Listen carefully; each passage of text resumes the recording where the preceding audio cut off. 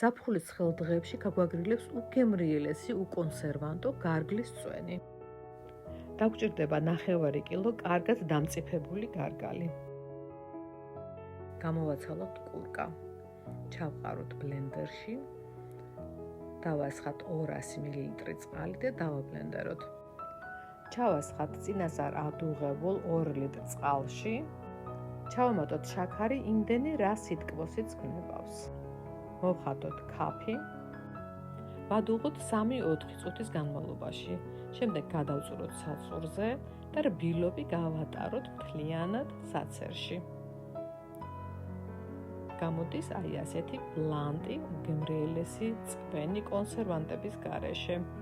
ჩავასხათ ქილებში და შევინახოთ მაცივარში. ამ მეთოდით მომზადებული შეგიძლიათ ზამთრისთვისაც შეინახოთ. დუღარე ჩაასხეთ ცხელ ქილებში და კარგად მოხუფეთ.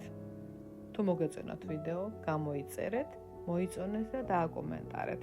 ნახვამდის.